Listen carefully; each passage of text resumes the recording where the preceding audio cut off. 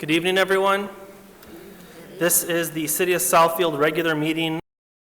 Back to them as far as what was going on at 11 Mile and Southfield. I told them I didn't hear anything about it, but I was coming here to tell the council. I hear nothing back from anybody, and I guess that services, congregations, all kinds, they go all the way from 13 Mile Road and also all the way to 11 Mile Road. And that ends it. It goes from 13, I should say, Southfield, Evergreen, and also to the park at 12 Mile Road. But anyway, I'm going to give it to the park council. They can have it to look at. I'd like to have some kind of callback, tell me what's going on with that. I know it's a short time thing, but I know you got a long program, so I'll take care of it. I'll pass it up here, and you can look at it. Thank you very much. Thank you. Thank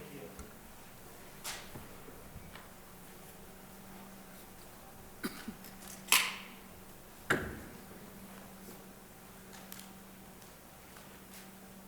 Next, we have Yolanda Haynes. I want to say one thing before I leave. Excuse me.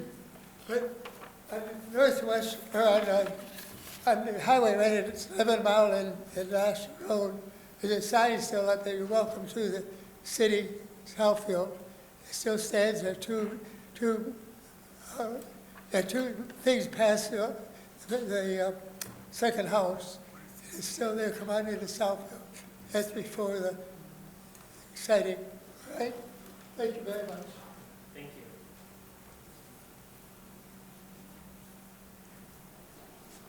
Good evening, Council and Administration. Happy New Year. My name is Yolanda Haynes. I serve as President of the Friends of the Southfield Public Library.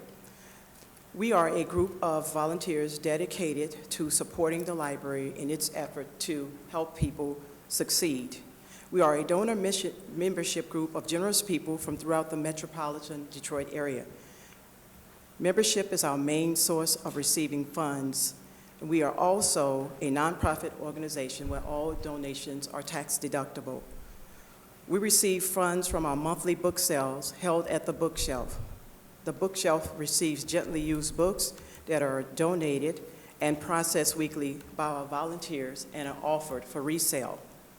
We are asking the council, the administration, and the entire listening audience to support us in our cause as we help the library succeed. We look forward this year to the library's 20th year celebration, and we will have various activities throughout the year to support that. We also are soliciting volunteers to help us with the bookshelf and anyone interested in being a board member of the Friends. I have with me one of our volunteers, a longtime volunteer. Actually, he is the person that brought me on board with the Friends, and Mr. Di McGee, who is in his 200th plus concert at the Jazz and Blues series. The Jazz and Blues series is also a series where we do not really receive any funds from, but we pay local musicians to come and we support the artists, the Jazz and Blues artists and various other artists. And we pay them, but the money that we receive from that is not enough to make money. But we are understanding that, but we are appreciative of being able to have the community to enjoy such musicians at a low price. At an affordable price, and through membership, it also, you can have discounts with that. And also through the membership, there are discounts to various other programs that we do have at the library. I won't belabor you, but if you go online and support us by liking our Facebook page, you can see the various things that we have going on, and also supporting the library itself, who I'm sure will be back to talk about the various things that will be going on this year, and following them also on their Facebook page and also the website where all of the programs. We do have an upcoming program at the library, and it's on February the 8th. It's a head wrapping program by Rose Love, and we have various programs like that that sometimes the community may not know about in time, but would like to spread the word about what we do so we can continue to support the library in its mission to help people succeed. Thank you. Thank you. Mr. Chair. Yes. Ms. Hayes, Yolanda, I want to just endorse your series, your jazz series, since I've been Yes, in Southfield, and your jazz program has been going on. I've heard some of the best music that I've heard in my entire life at a very reasonable price. And I still have Miss Thornetta Davis in my mind whenever I think about the library. So she was an outstanding performer. So I just said that to endorse Thank you. your urge for people to come over and sample the. That was a sellout concert, and she solicited funds way over what we would normally do, but she was excellent, and we had a large turnout crowd. But I'll have Donna come before you and talk about the jazz and blues. Okay. I think I'm next on the list. Yes, Yeah, Don okay. McGee. My name is Don McGee, and I see this thing starting to tell me how little time I have left, so I've written down what I want to say. My name is Don McGee. I'm Vice President of the Friends of the Library, and I am the producer of the Jazz and Blues series at the library. And I'm here today to talk primarily about that event. Yolanda mentioned some of the other ones. I'm here to tell the council just a little bit about that event in particular, and also to invite every one of you to become a member of the Friends of the Library and help us do what we do for the community even a little better. Jazz and Blues at the Library is a monthly live music concert series that the Friends started 18 years ago, in May of 2005, as a matter of fact. Over the years, the series has featured top metro area jazz and blues bands, Kimmy Horn, Thornetta Davis twice, Kimmy, I think, 3 times, and Alexander Zonchek, and most recently, Billy Davis, who is a Rock and Roll Hall of Famer, who was just recently featured in your Southfielder Spotlight, that special thing that you do. That concert was a tribute also to Lieutenant Colonel Alexander Jefferson, who was a Tuskegee Airman who passed away last summer. He was 100 years old. And the reason we paid tribute to Colonel Jefferson and the Tuskegee Airmen was because Colonel Jefferson was a frequent attender at our concerts. We recently began a new free summer outdoor series on the library's fountain court in June, July, and August. It's extremely popular with as many as 300 attending at one time.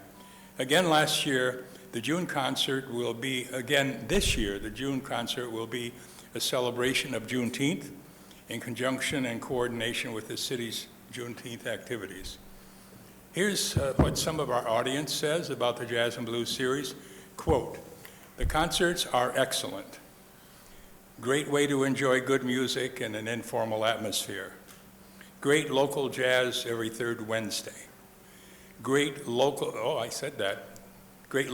jazz every third Wednesday. Good for folks who can't stay out late to hear music." And then finally, there's this. "If you want to hear some rocking good blues, visit the Southfield Library for an enjoyable, finger-snapping, hand-clapping good time," end quote. We invite all of you to a concert. As a matter of fact, if you come, I'll do my very best to get the band to play one of your favorite songs. I can't guarantee it, but I'd love to try, and we'd love to have you join a concert. I think you'd enjoy it. Again, I'd like to please ask you to consider joining the Friends of the Library or renewing. I know that some of you are currently members, some of you were past members. I'm going to stick around after the session tonight in case you have any questions, and I can sign you up or renew your membership if you were a membership in the past. And I'm going to give you the incentive that we mention every concert.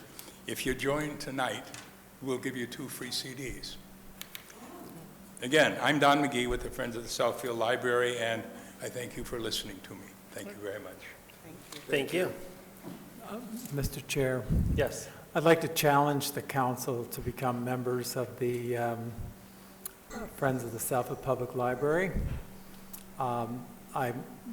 Several weeks ago, I sent my check in, and I'd like you all to join me.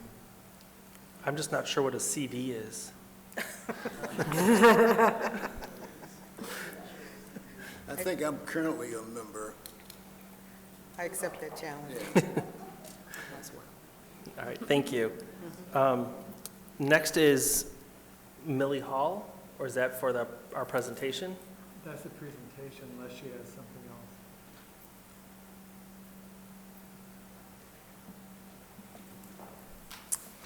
Good evening. I would like to thank Mayor Ken Siver and the Southfield City Council for allowing me this opportunity to talk about my passion and my mission, Go Red for Women and Heart Disease. Good. I have been a member of the American Heart Association. Ms. Hall, I don't want to interrupt you, but we're going to give you more time gonna to give you speak more under than 10 presentations. Oh, It's when we do after the communications. So we'll give So you, we'll we'll call give you an back additional up. opportunity In just a minute. in just a minute, if you can be so patient.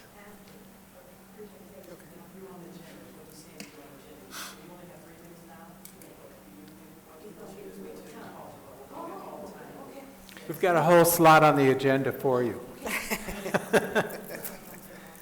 All right, so the next person is Tawana Morris. Is it also, do you want to wait for presentations? Yes, you'll wait. Okay, perfect. Next, we have Pamela Gerald.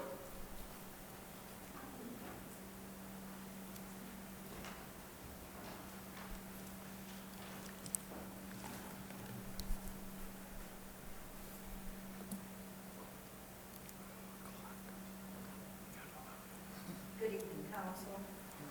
To the mayor, to the city administrator, and to the attorney. I have been observing this city and this council for 40 years. And I think that when relationships on this council are not, in my mind, appropriate, I have the experience, the vision, the wherewithal, and the know-it-all to know that things are not right. And I'm observing some things that I'm just appalled about, and all that I am hearing, all of these demands that council now has. Let me tell you how this council has functioned in the past. We've had council members that were so supreme in their thoughts that they didn't share data with all the other council people. Over the years, I have seen members of this council do things on their own without consulting all of the other council members, and just making a lot of policies that you can't just make a policy and then come to council and vote on it. You have to do a council administrative rule. Now, I'm going to keep doing my homework, and I'm going to tell you, the ones that are guilty of this, you know, for 40 years, I have called out everybody. We have an opportunity to have a very cohesive council. We have an opportunity to have a council that's cohesive with the city administration and the mayor. And all of these things and demands, you need to put them in the pocket. This is not the time and the place for personal demands or for any member of council to do things that sets them above their colleagues. All of you have the same equal footing, with the exception of the president and the president pro tem. And all of you up there know that, with the exception of Ms. Coretta, that when you do something, you have to run it by everybody. You can't just make a decision by yourself. You can't just do things by yourself without going through council, the president and the pro tem. And any of you that's been council president and you're not adhering to what I think you're not adhering to, I'm going to call you out. And there is no council rule that you can read prior to communications that's going to stop me from calling you out. Now get it together. Respect your city administrator, your mayor, and most of all, the people, because the citizens are at the top of the organizational chart. And our taxes pay all of you. Your time is up. Thank you. Next, we have Gerard Mullen.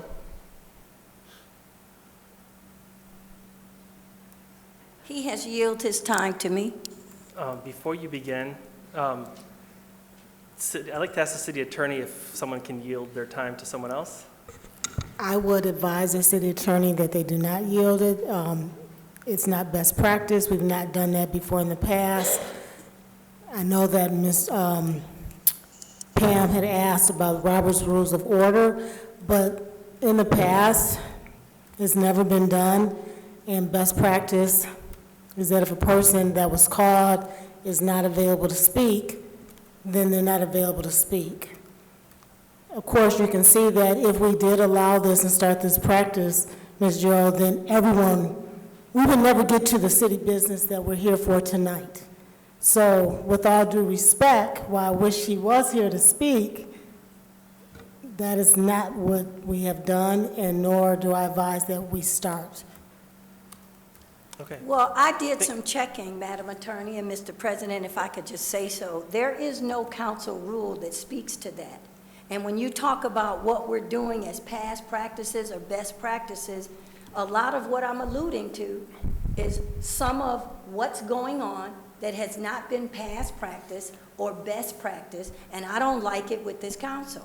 Ms. Gerald, we can address that. I think until you have a rule, I should be able to speak and have my husband to yield his time to me, if you don't have a council rule. Now, if you don't want this to happen, then you should make a council administrative rule. And we as can of always tonight, address you that don't have it. at another session, but I think at this moment, we don't want to, as the attorney said, start setting a precedent. But we will take it under advisement and have at our next meeting. Well, we're with doing the a attorney. lot to set some precedents, and a lot of stuff is happening with council that shouldn't be happening with council. There's a lot of things that council is doing, and you're not respecting your city administrator, you're not respecting your mayor. And right now, I'm trying to respect our city attorney by taking her advice under advisement. And I'm trying Okay. to respect Ms. Gerald. I will present the memo that I sent probably last year. There was a question about this from someone, and I consulted with other attorneys in other cities, and yielding of the time, you will not be able to take care of city business, because then that will continue. So in all due respect, I wish he was here to speak, but, Oh, he's here.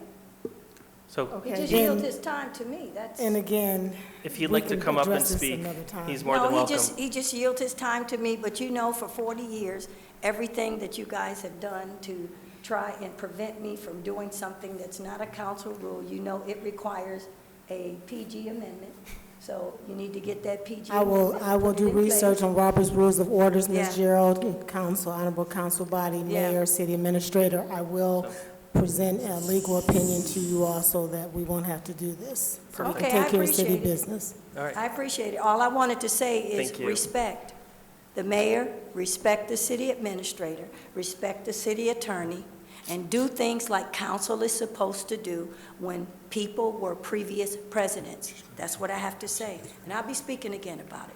Thank you. Okay, thank you. Thank you, Madam.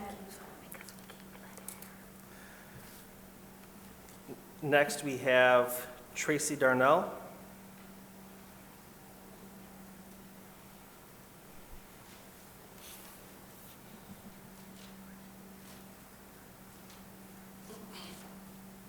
Good evening, everyone. Good evening. So, Skills Gymnastic Academy is trying to put a big building in my backyard. I do not want it there. I'm a retiree. I like to enjoy my yard with Zen and be able to enjoy the atmosphere and see past that building. It's going to be an eyesore. My neighbors and I live on Mahan Drive, just south of where the building is going, and we don't want it. I really didn't want to speak, but my neighbor, Mrs. Vanessa Thrasher, will present more detailed information. Thank you. Thank you. Next, we have, please forgive me, Earl Barrington.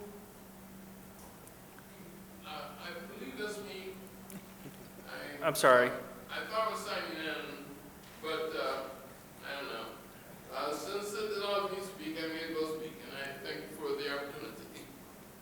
Yes, I'm in accord with my neighbors. I reside in Mahan, and quite frankly, I remember when I first moved to Southville 23 years ago or so. Well, no, going on 23 years. I moved here for 7 years. I intended to live here for 7 years. And now I've been here for 23. I love it. But I have to agree that this is a blemish. See, there are other places where the site can be put. And it needn't disrupt the harmonics of that particular site. And so I ask you, well, I know you listen closely, but I ask you to also listen with a sympathetic ear and don't allow what is a wonderful environment to be changed. And thank you very much. All right, thank you. Next, we have Vanessa Thrasher.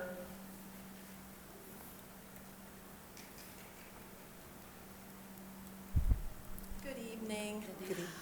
So you will be voting on this proposal next Monday, so we're here in advance of that vote. And it's been cold, but we've managed to get 35 signatures from neighbors who weren't able to come tonight. We do have neighbors who are here.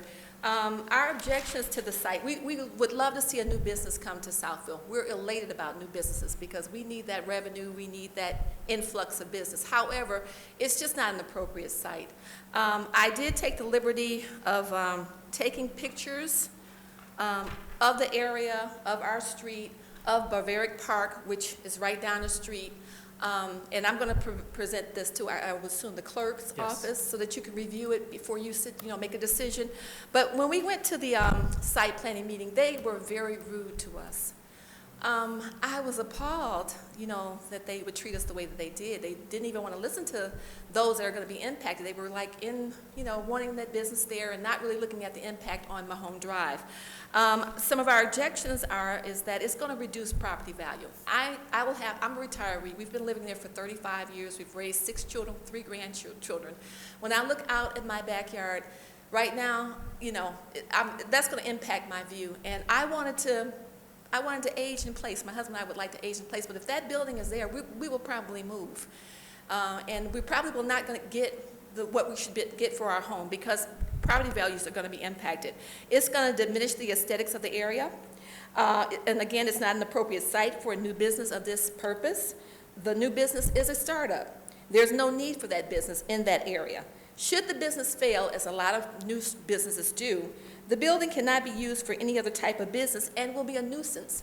It is a teal blue metal prefabricated building that's going to be plunked there.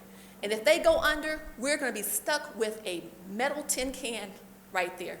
We need more beauty in Southville. I appreciate that walking path, and I know you probably had something to do with it, Mayor.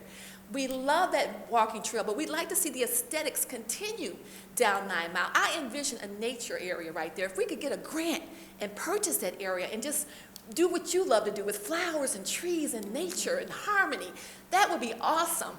So I ask you, I beseech you to look at this a little bit more carefully when you're study session, and please listen to us and vote no. Because we don't need that business right there in the area. We do need the business, but not right there at 9 and Lasser. Thank you for your time. Good evening. Thank you.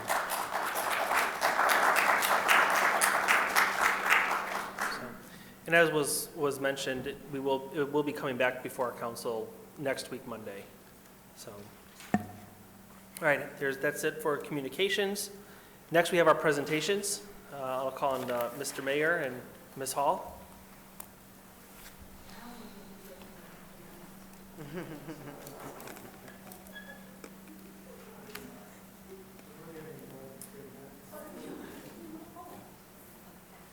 All right, so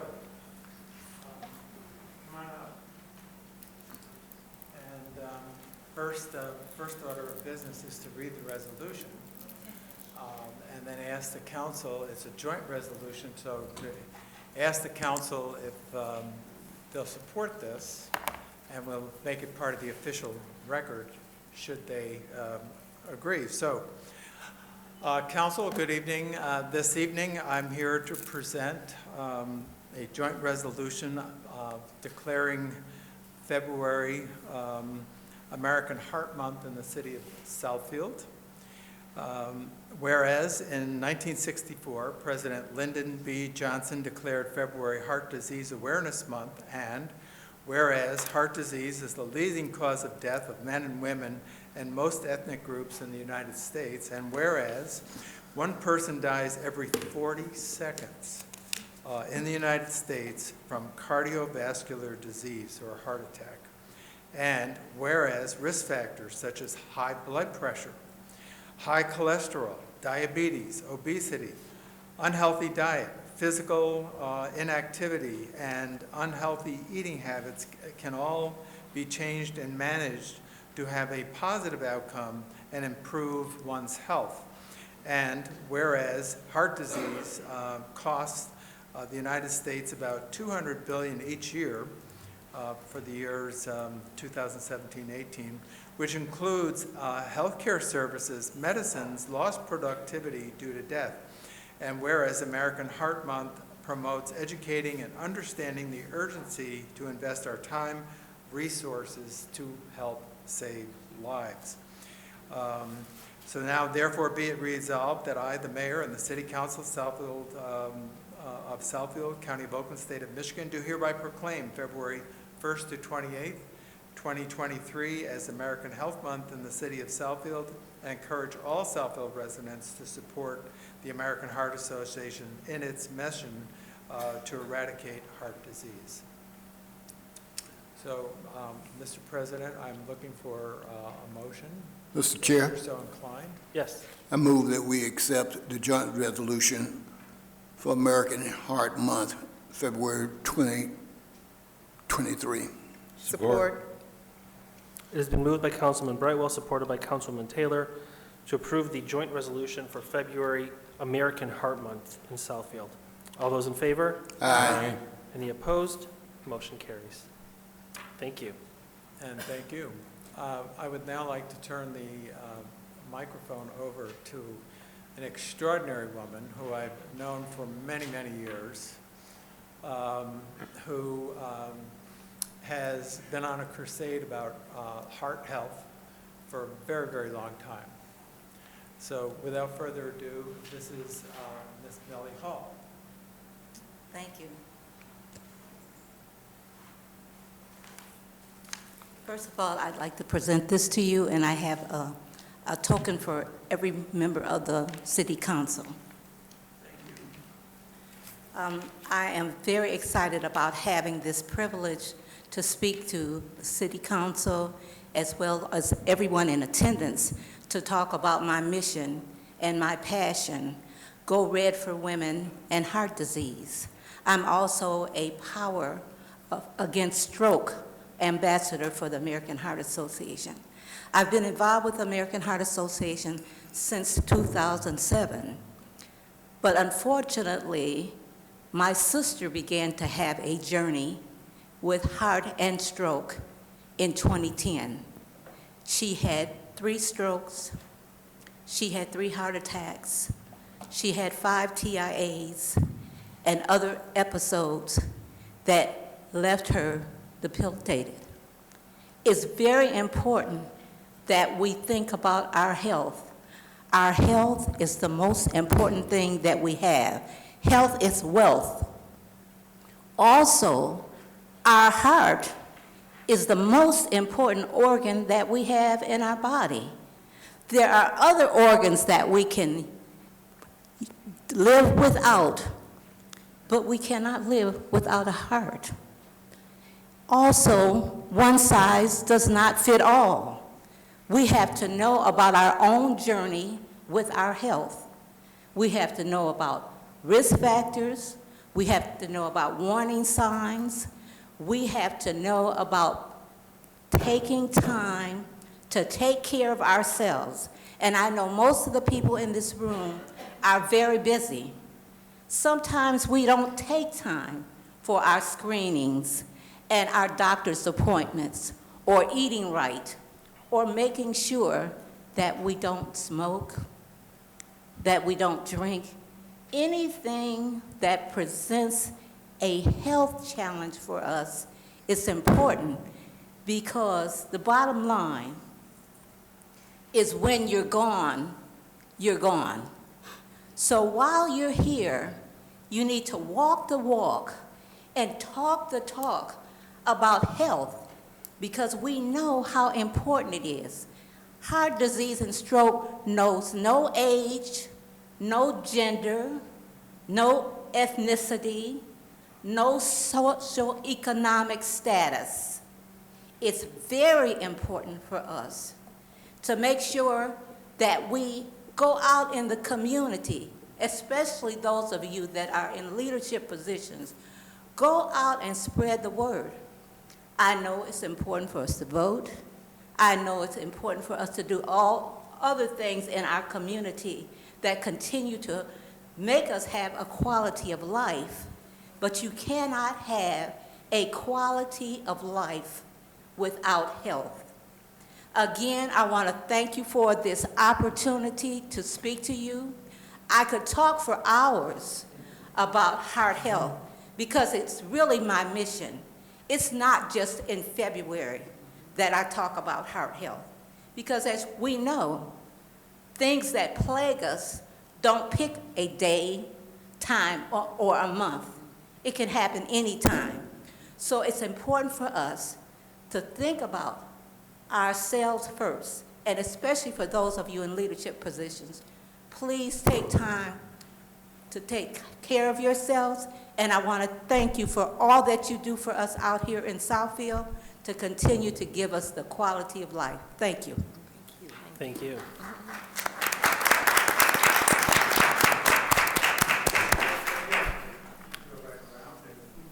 And Ms. Hall? Thank you. While I don't have a red dress to wear when people dress for red, I did put on my little red dress pin that says, Thank you.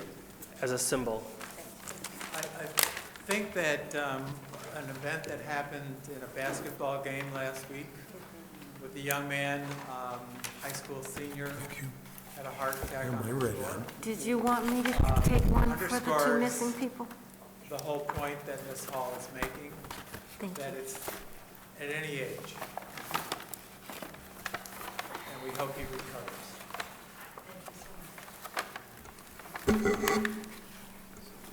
Thank you.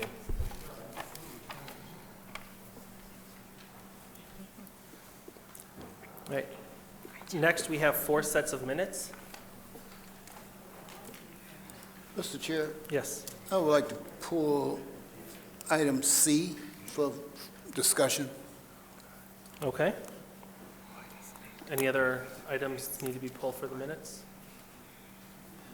All right, do you want to vote on these 3? Mr. Chair, Yes. I'll make a motion that we approve our minutes for our regular meeting minutes of November 21st, 2022, our regular meeting minutes of December 5th, 2022, and our regular meeting minutes of December 12th, 2022. Support. It has been moved by Councilman Taylor, supported by Councilman Frazier, to approve the minutes of November 21st, December 5th, and December 12th, 2022. All those in favor? Aye. Any opposed? Motion carries. All right, Councilman Brightwell, you have questions on the minutes for December 7th? Yeah, this is a special meeting, and I want to get a discussion and clarification on the page 2 on the Councilman Brightwell. The first bullet there indicate that it's not clear. Those were my words, and the words should read that,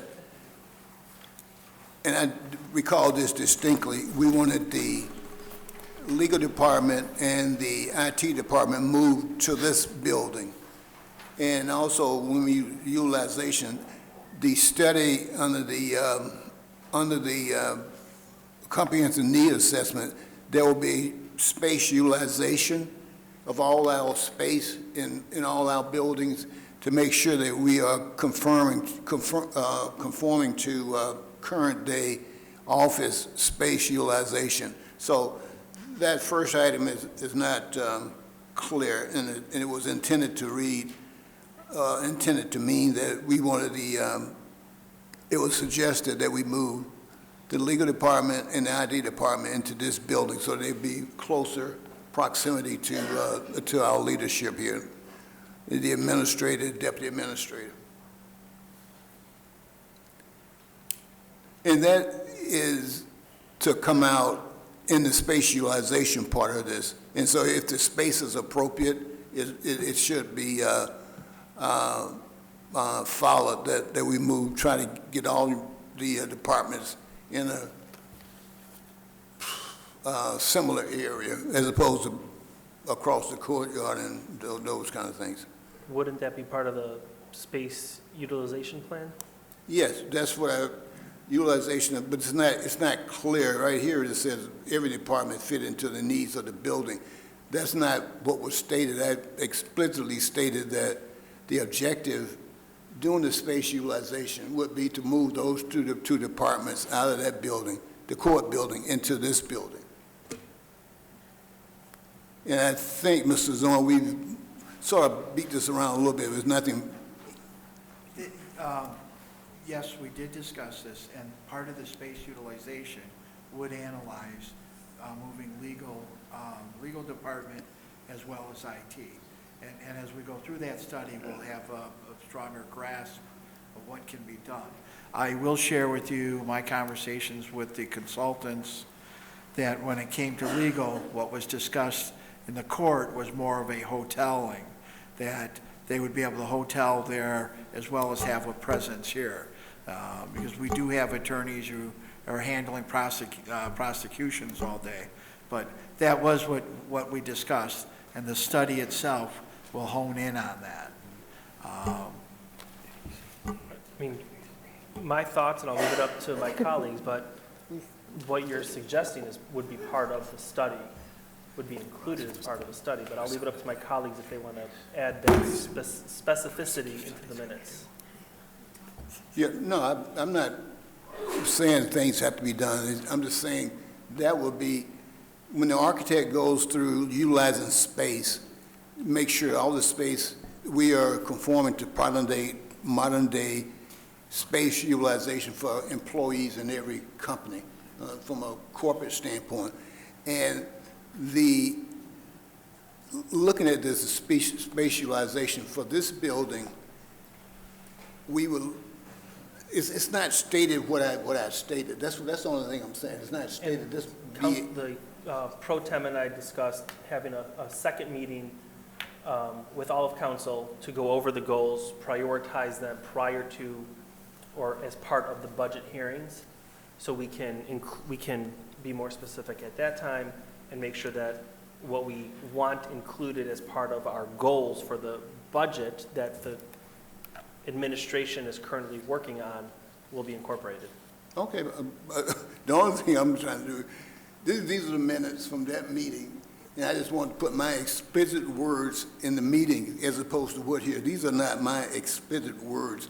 So when we meet again as a body, there will be the meetings from that meeting, a meeting from that, but these are not the minutes, my explicit words from that particular meeting that night. That's all it is, just to say, this is what I said, this is what I meant, and this is not, reading this, I couldn't even understand it. So did you want the minutes changed to reflect what you said at the meeting? Is that what you're asking? Yes. Yes. But through the chair, if I may, what they did here was summarize. They took everything that you said and then made it a summary.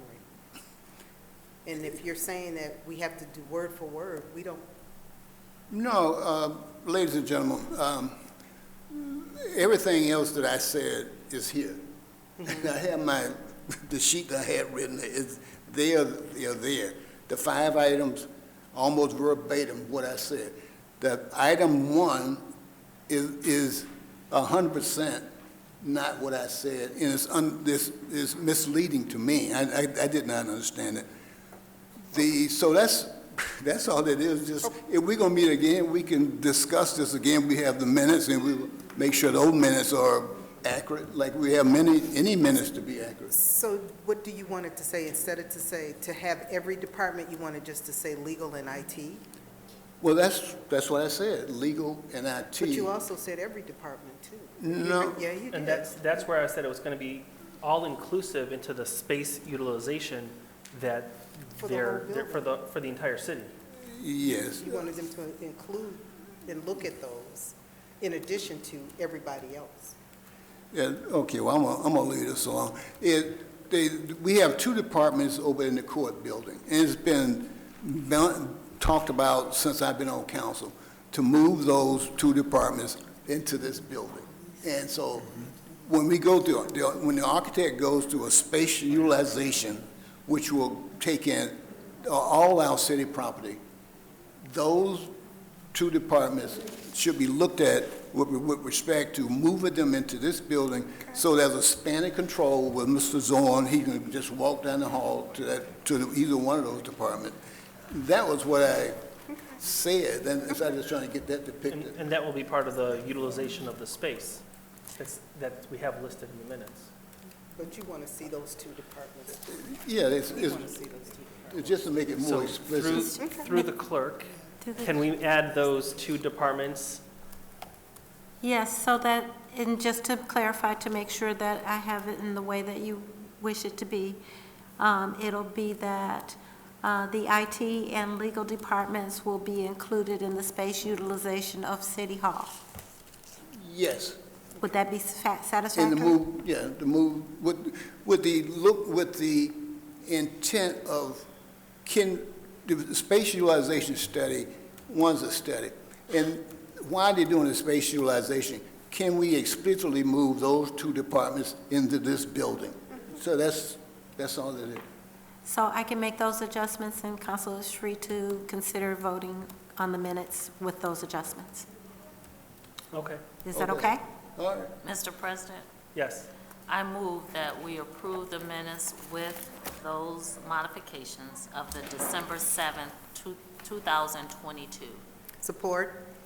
It has been moved by Councilwoman Hoag, supported by Councilwoman Taylor, to approve the special meeting minutes of December 7th, 2022 with the additional comments added. All those in favor? Aye. Any opposed? Motion carries. Thank you. Okay, give me 1 minute. All right, thank you. Next, we have our consent agenda. We have 4 items listed.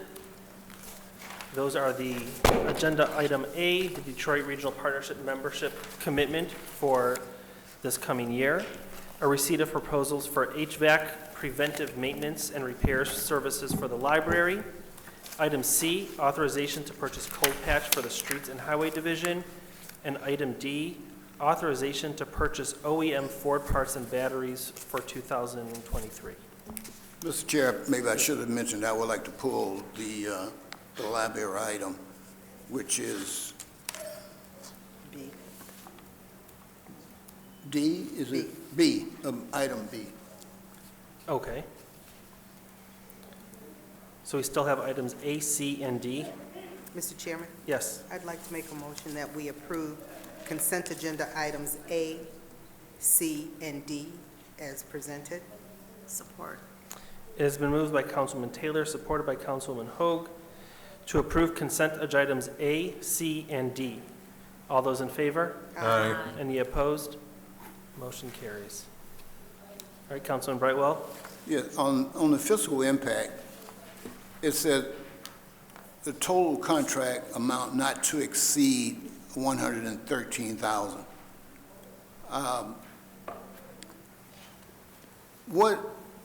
And given this, what happens if it goes over 113,000? If it went over, it would come back to council for a budget adjustment. Okay. As well as an amendment to the contract amount. Okay, yeah, because that just seemed like it just cut it and everybody walk away. But we will come back to council for an adjustment. Okay. Good? If you're good, we're good. Excuse me? Are you ready to vote on that? Yes. Okay. I move that we approve item B, the receipt of proposal for heating, ventilation, air conditioning, HVAC, parentheses, preventive maintenance, and repair services for the library as presented. Support. It has been moved by Councilman Brightwell, supported by Councilwoman Taylor, to approve the receipt of proposals for HVAC, preventive maintenance, and repair services for the library as presented. All those in favor? Aye. Any opposed? Motion carries. Thank you. Next, we have ordinances. Mr. Chairman, Yes. I'll make a motion that we enact ordinance number 1764, the rezoning of 1.07 acres of land from I-1 industrial to B3 general business on the property located at 22650 West 8 Mile Road. Support. It has been moved by Councilwoman Taylor, supported by Councilman Brightwell, to enact ordinance 1764. All those in favor? Aye. Any opposed? Motion carries. Next, we have our agenda items for discussion and/or action. Our first item is the postponed presentation and discussion regarding the proposed Skills Gymnastics Center. Good evening through the chair. As you may recall, on Wednesday, January 5th, the city of Southfield declared a snow emergency and City Hall was closed. Therefore, we did not hold our Planning Commission meeting that night where this item was going to be discussed. That has been rescheduled for this Wednesday, February 8th, and this item will come back to council on the 13th. So we're asking that the presentation, the discussion is postponed till next week. Council, any questions? We need a motion to postpone it? Mr. President, I move that we postpone the discussion till next Monday, the 13th of February. Support. It has been moved by Councilman Hoag, supported by Councilman Taylor, to postpone the presentation and discussion of the proposed Skills Gymnastics Center till next week, Monday, February 13th. Madam Clerk, does that, That's fine. Yeah, if I could, we had to advertise it so many weeks ago, so I think it would be appropriate to postpone it. We could postpone it without the motion, but the motion has been made, so. okay. So all those in favor? Aye. Aye. Any opposed? Motion carries. Thank you. Thank you. Next, we have FOB door access and camera expansion.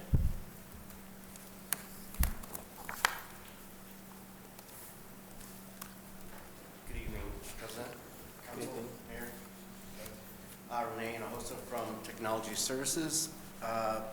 We are looking to expand all the doors that do not have a fob on there to add a fob reader to it. And we're also looking to add 13 more cameras throughout the various locations throughout the city, municipal complex and firehouses. So the grand total of that is going to be about $202,039 to get all those items installed.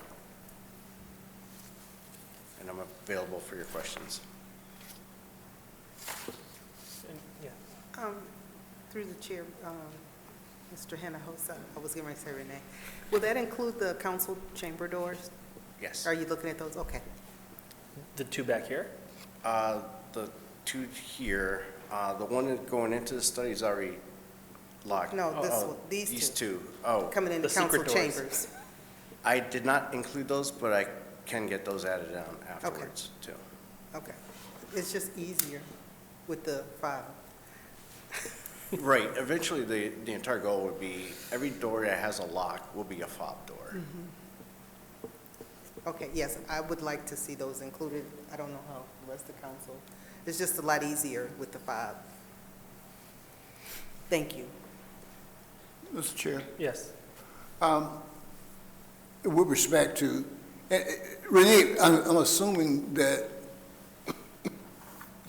things will be parallel because this whole room and this whole building will be retrofitted from a security standpoint. And before the pandemic, this whole room should have been, you know, what was going to get retrofitted for the active shooter kind of situation. So I'm assuming as we're going down this road of do these changes, which are, you know, obviously needed and they're very good changes, will there be consultation, or what type of consultation are being taken that will make sure that we are not, you know, spending money now that we got to spend again later on when we retrofit this whole building? So all those fob pads, all the equipment is actually reusable, so when they're, you know, when we do a renovation, those fob pads would be removed. The cable that connects them will be rolled up, you know, during construction and repositioned where the new designs go. Okay. So it's all reusable. Okay, I got you. I see that your vision is good. Okay. Thank you, Renee. I just want to get that out there. Thank you. Any other questions from council? All right, I'll entertain a motion. Mr. Chair, Yes. I'll make a motion that we approve the fob-door access and camera expansion as presented here tonight. Support. It has been moved by Councilwoman Taylor, supported by Councilman Hoag, to approve the fob door access and camera expansion as presented. All those in favor? Aye. Any opposed? Motion carries. Thank you. Thank you. Next, we have authorization for project administration of the water service line verification project and reporting.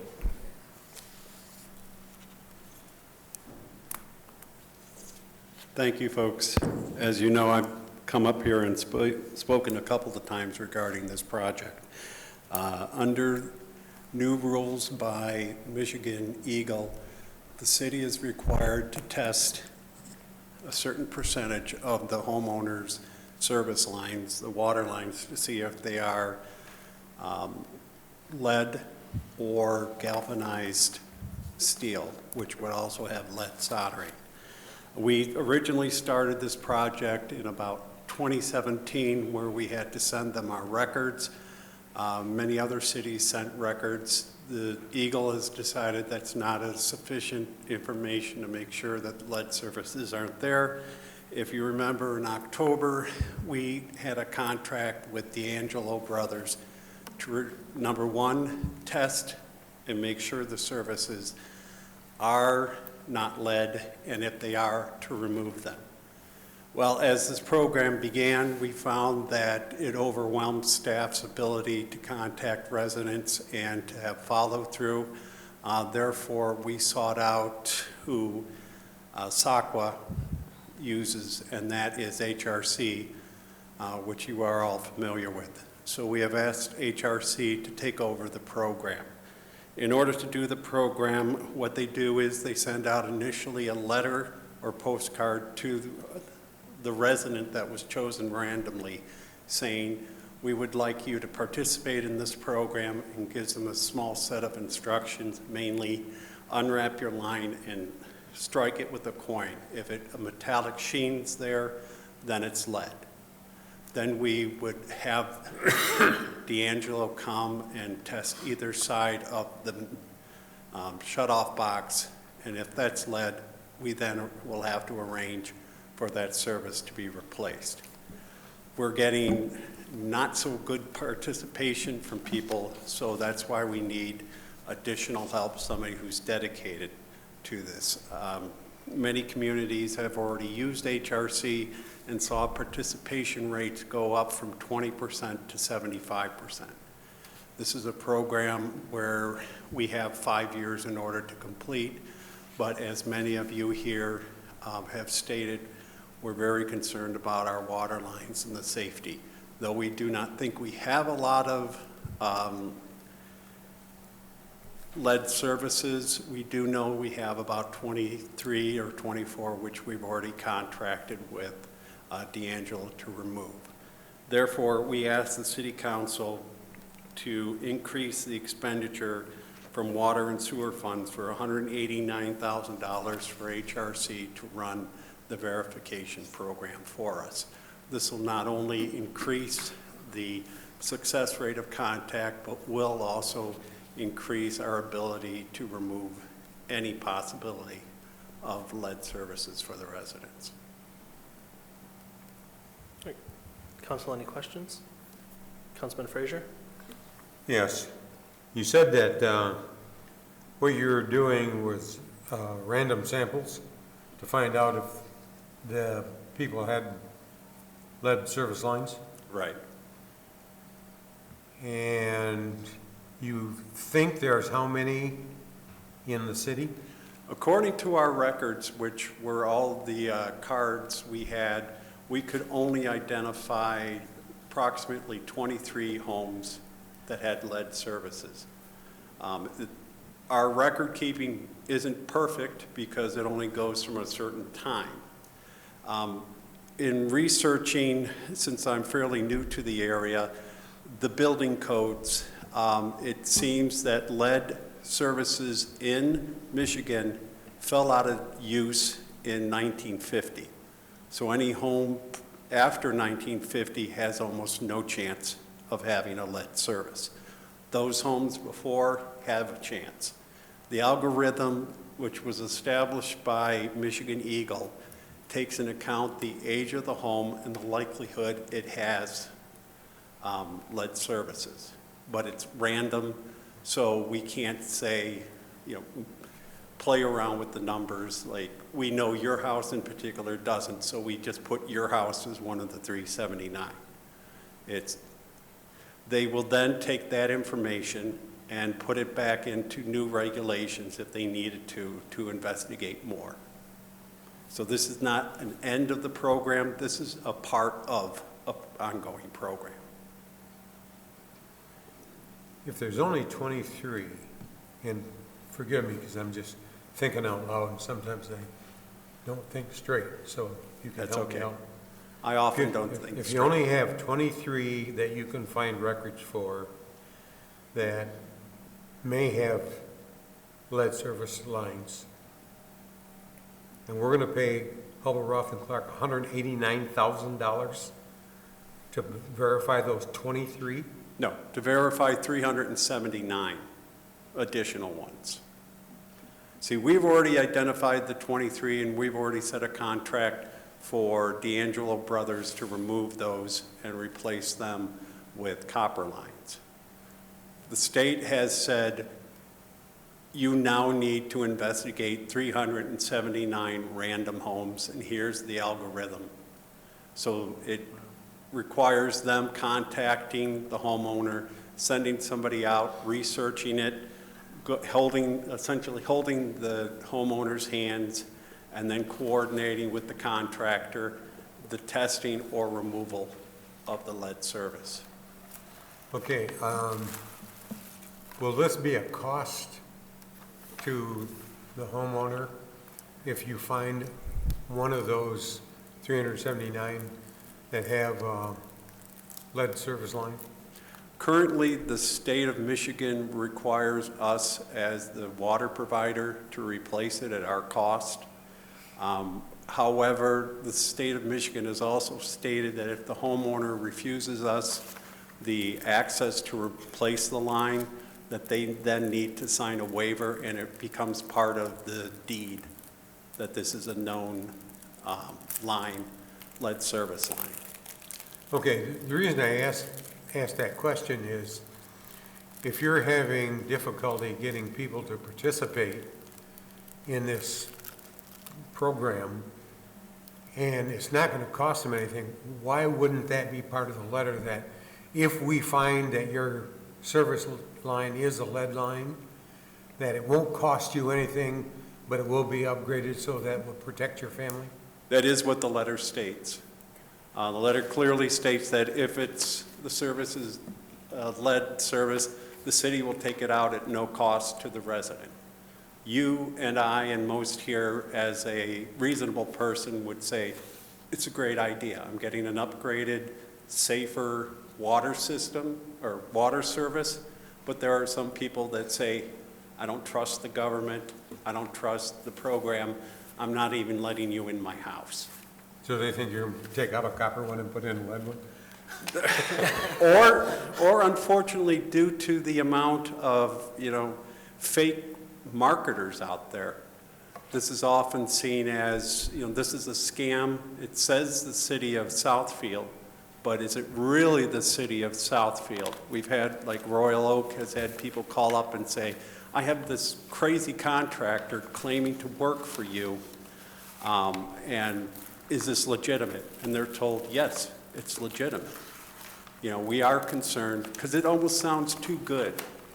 It's like something for nothing. We're going to improve your life, your health, and improve the worth of your house. And some people just can't believe that the government would do that. Okay, I just have two more comments to make. Sure. One of them is, there are other businesses that have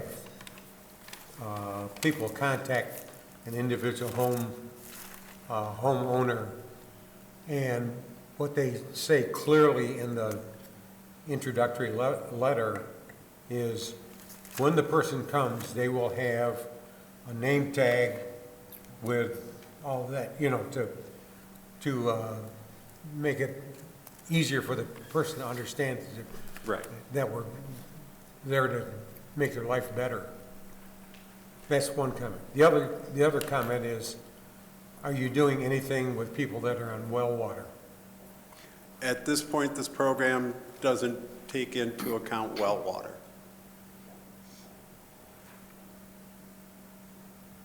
And that, from what I understand, has been an issue with the city in a discussion point previously and probably in the future, but this program isn't for well water.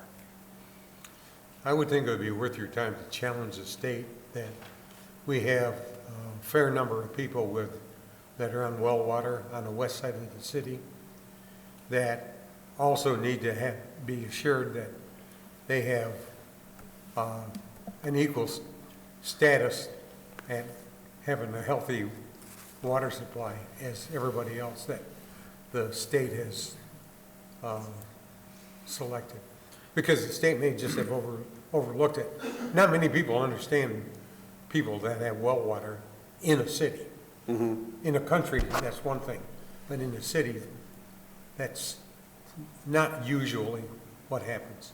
No, and I have to tell you honestly, again, since I come from Illinois and Maryland, I had never heard until I moved here that a city permitted. Now, I know the city of Southfield has taken extraordinary measures in getting people off septic systems and getting, like San Marino, getting them on well water. It's a very unusual situation here. The state allows it. I personally don't think it's a good idea if we have clean, potable water, but I don't run the state yet. Okay. Thank you. Mr. President? Yes. If I can just comment on that. Director Ryan made reference. We recently, we estimate there are about 220 people left on wells in Southfield. It seems we get a couple a year come into community development block grant. Fecal counts are through the roof when they get it tested. Council's taken some initiatives where we'll do the testing for free. Yet no one has taken us up on that. I mean, we've sent out the press releases on that. And then to the state, to our 3 state reps as well as our state senator, we recently made that appeal that looks like the San Marino subdivision well disconnection program is coming in about 45% under budget. And we actually asked, could those funds be kept in Southfield?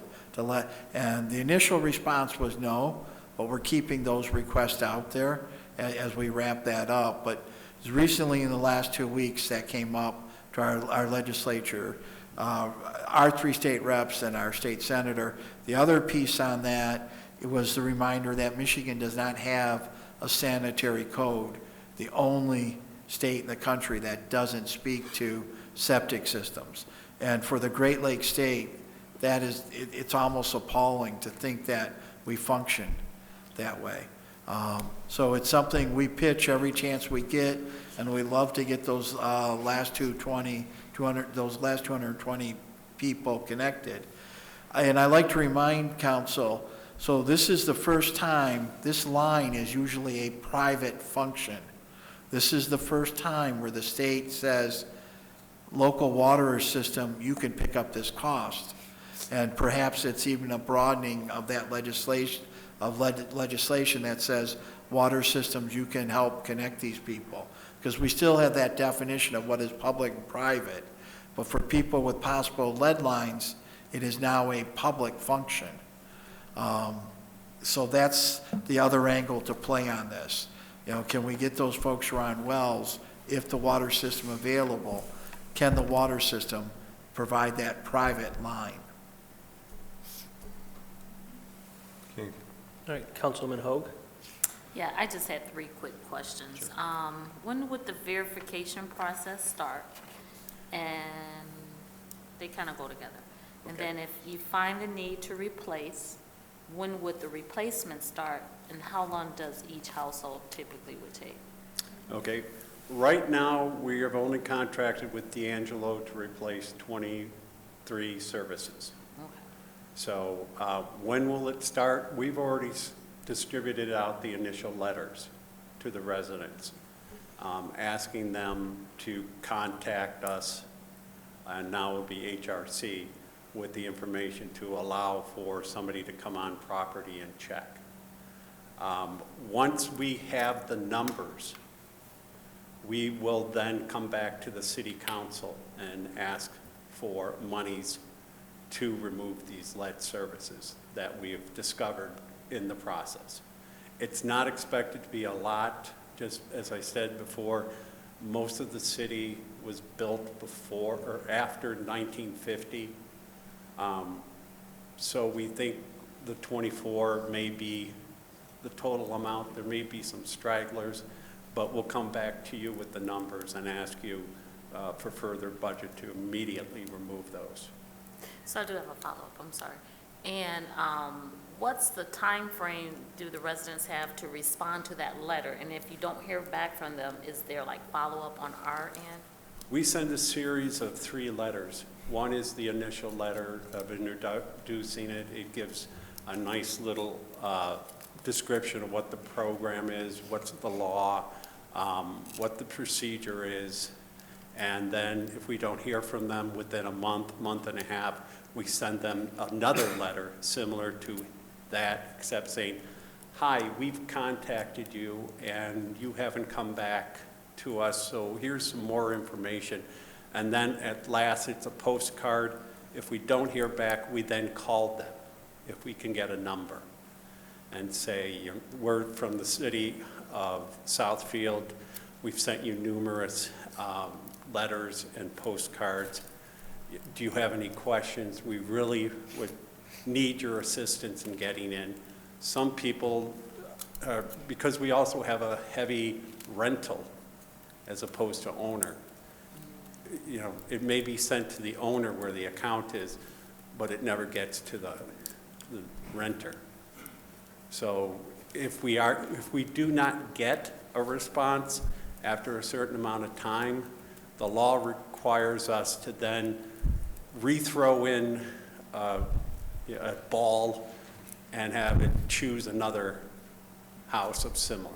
Now, I would have said the reverse. It's probably getting to the renter and not to the owner, and the renter is just tossing it, so, okay. Who's ever registered on the water bill it's sent to, so.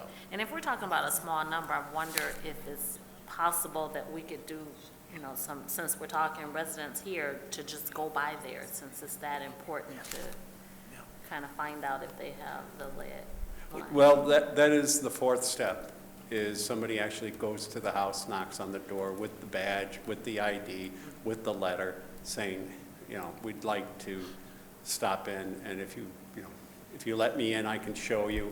If you don't want let me in, here's all the information we sent. Please, if you want to check on my credentials or the program, here's all the information, here you can contact. Thank you. Councilman Brightwell? Patrick, what is the significance of the 379? I'm assuming this was a scientific sample divided by Eagle, and they gave you this number out of 19,000, and this would give you a confidence level. So what's the significance of the 379? You know, I would like to say, Councilman Brightwell, that it was that well-designed, but in reality, a city of, I'll just use Berkeley, has to do 340, while they have a third of the amount of people. As you went up by increments of 2,000, you went up by 2 more sites. So that's, it just seemed like they decided, here's the bare minimum, and then we'll go up. City of Detroit, I think, has to do 410. So.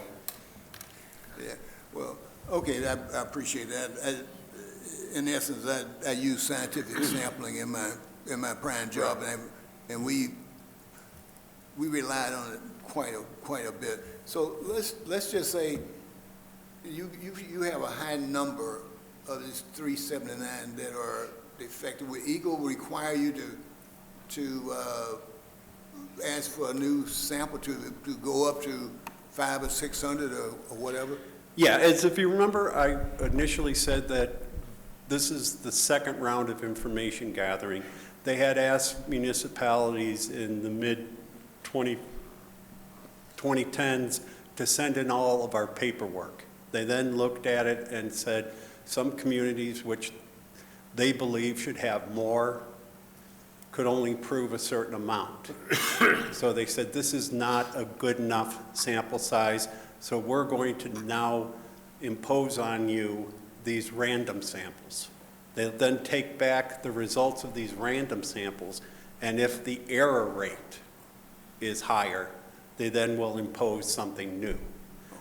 The city could forego this if our records were 100% true and accurate and every house was noted for, but nobody has that.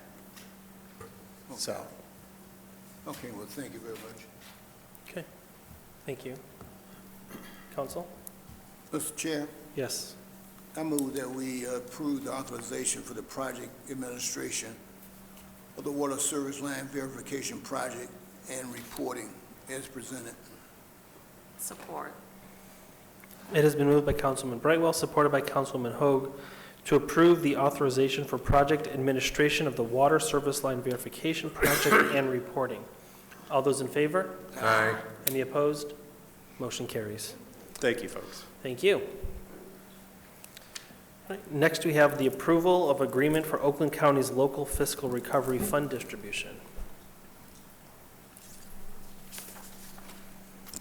Good evening. Good evening. So Oakland County Board of Commissioners has presented an interlocal agreement, and part of these grant funds, these are American Rescue Plan Act funds. Oakland County has created this grant to help disperse some of these funds to local communities for project planning, engineering, analysis, and other related professional services in support of critical infrastructure projects. And I think one of the key low-hanging fruit was exactly this water service line verification systems, because all water suppliers are having to do this across the state. Southfield did receive the authorization for funding, and this grant funding supports 2 ongoing efforts, one being that water service line verification project, and second is a sanitary sewer system planning grant, which can help pay for the CCTV work that we do on our sanitary sewers and help us strategize like where to go next in the city and determine the criticality of those sewers that we've been analyzing the conditions of. So the maximum grant amount is $100,000. It requires a 1-to-1 match. The professional services and contractual services are eligible for this, and all of these services and contract and professional services are to be completed under contracts the city already has in place. So the cost for Hubble, Roth, and Clark to be overseeing our water service line verification project are eligible, as well as Inliner is the company that does our CCTV work, and then D'Angelo Brothers contracted work to do the water service line verifications. So we are just asking that council approve the resolution which authorizes the mayor and city clerk to sign the agreement. And any questions from council? So Lee, this is really, we're doing these projects anyway, but this grant will help fund and ease the burden from the city Right, just a little bit. The water service line project in particular, that's a state mandated project that we have to do. The CCTV work that we do, Southfield has been doing that for a very long time, just staying on top of the condition assessments for our sanitary sewer system. Okay, perfect. Mr. President? Yes. I move that we approve the resolution which authorizes the mayor and the city clerk to sign this agreement on behalf of the city. Support. It has been moved by Councilman Hoag, supported by Councilman Brightwell, to approve the agreement for Oakland County's local fiscal recovery fund distribution as presented. All those in favor? Aye. Any opposed? Motion carries. Thank you. And next we have authorization for a TAP grant. So this council item is to pay for the design services for a TAP grant that we hope to get. We actually applied for 2 different projects. TAP standing for the Transportation Alternatives Program, and that grant comes through MDOT and through SEMCOG. And we have applied for 2 projects. One is to construct a new shared use pathway on Beach Road from Shiawassee up to 9 Mile. And the second grant is to replace an existing pathway we have on the south side of Civic Center Drive from Berg Road to Lasser. The grant requires that be brought up to current multi-use path standards, so that would be a 10-foot wide pathway along that stretch. Right now, it's 6 and 8 feet, kind of depending on where you are, and we need to make sure that all the street crossings, all the ADA upgrades are compliant as well. So it's a very tight turnaround for this grant. We do expect to be notified this month if we were successful on one or both of the grants. But these do have to go through the MDOT bid letting process, so their process is very long, which means that our first turn-in of plans would be in March. So we need to be ready when they say that we've been successful on the grant applications to be able to turn in plans so that we can have this obligated, and I would be back before council with an MDOT contract for whichever of these or both that we are successful in getting. Okay. And just to cover the fiscal impact, the preliminary engineering services for both projects totals $220,500. And we are proposing that this is paid through a budget adjustment utilizing Metro Act funds with an increase in the engineering land improvements account. Okay. Mr. Mayor? I'm glad to excuse me, I'm glad to see this application being made, as the Civic Center path is rather old and is really degraded. And several of the residents on Civic Center Drive have contacted me because they feel it's unsafe. There's some places where roots have risen or depressions. So when people walk, there could be a trip hazard. Right. I know Public Works is well aware of this, as we've had a number of discussions. So there's definitely a need, and hopefully we'll be successful. Right. Okay. Any other comments from council? All right. Yes, Councilman Frazier. I wasn't involved, and maybe this is more to our city administrator. I wasn't involved with the budget planning. With these pathways, was there money put in the budget for maintenance? Because the grass is gonna grow there just as well as, and, you know, things have to be repaired too, so. And if the city engineer will help me out, I think in the fall of 19, we took all of our paths that had been in and put them through a PACER rating system, the same system we've been using since 2008, now prescribed by state law. And if I recall correctly, the annual contribution was about $150,000 a year would be to what it would take to get those paths improved. The last couple of years, we were successful on 12 Mile, getting sections of it tuned up, but there are a couple of places, as the mayor, the Civic Center piece is one. I think 12 Mile, just between Evergreen and Southfield Road are our two next areas. So our thought process is it becomes part of an annual budgeting process, and the figure, am I correct with the 150? Yeah, I think that was exactly the number. So 150,000 a year would just set us on the right track of investing that much maintenance dollars to start improving the surface. And those are basically simple, most of these pathways are all asphalt, so those are simple mill and overlays. There might be a little bit of, you know, having to cut out some tree roots that have really protruded through the asphalt. But those are for pretty simple projects. The grant monies that seem like they're coming available, this is going to be multiple years in a row that these type of opportunities are coming up. In the past, the TAP grants, they really only paid for brand new, but with all these ARPA funds and everything coming, the funds are coming so fast, they're having trouble getting enough projects that are prepared to move forward. So we're trying to see if we can take advantage and use these funds to be able to address, in this case, that Civic Center path that's existing. But once we touch it, we've got to bring it up to current standards. So widening it comes with some challenges. You know, we have some street lights there that we're still working on, you know, getting replaced, and we've got trees, so it's a little bit of a dance to make sure that we can fit this 10-foot pathway in there and make it all brand new. Okay, now, when you widen the path, chances are you're not gonna try to negotiate with a homeowner to, if you run by a front of a house, to take some of their easement to make the path wider. It's gonna be into the, between the sidewalk and the curb. Will there be adequate space so that someone walking on the path won't be intimidated by cars coming down, that they're too close to the road? Yeah, we have other pathways that sometimes for a short stretch, we've gone as far as to put it right at the back of curb.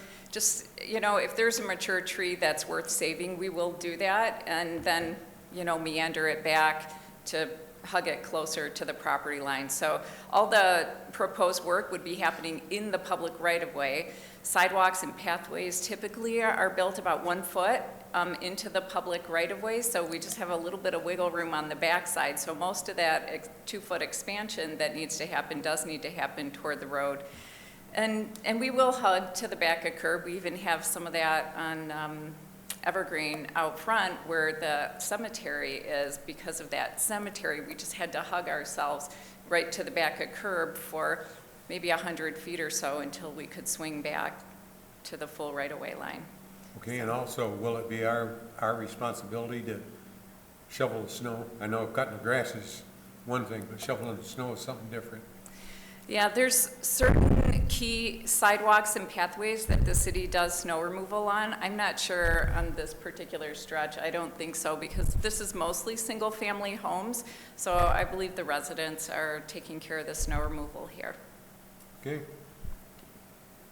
Can't get them to respond to the lead lines, but they'll shovel the snow? Most of the time, right? Thank you. Thank you. Council? Mr. President? Yes. I move that we authorize the engineering consultant, OHM, to provide preliminary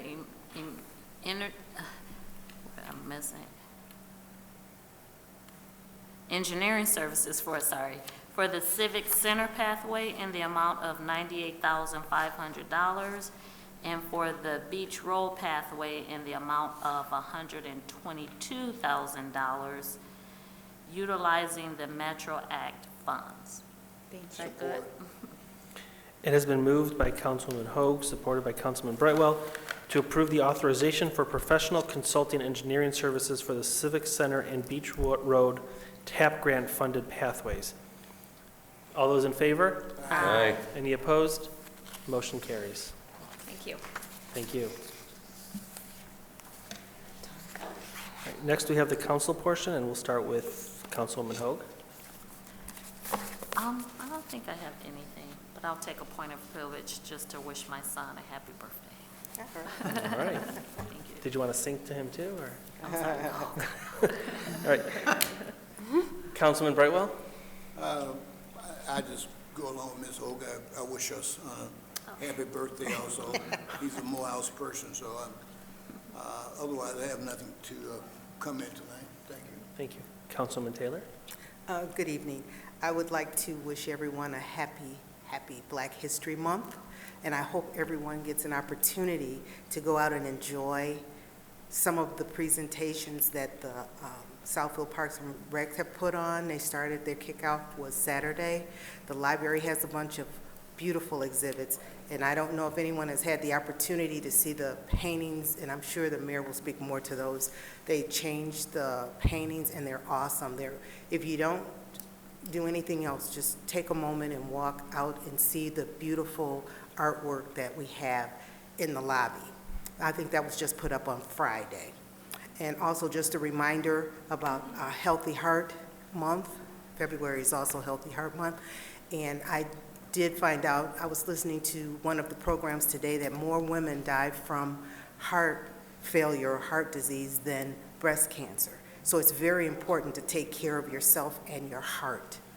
I also learned today that it was also a Black woman that created the GPS that we use in our cars. I just heard that today. So if we could all, and I would like to challenge everybody to learn something new for Black History Month, something that we didn't know before. I did not know that, and that was very interesting. So with that, I wish everybody a happy week.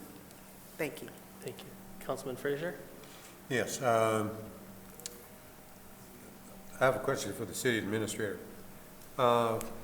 Listening to the news down in Ohio where they had the train derailment and the train was carrying toxic material and it's been spilled out and it's been burning for about 3 days now, and nobody will go up and squirt water on it or whatever they do.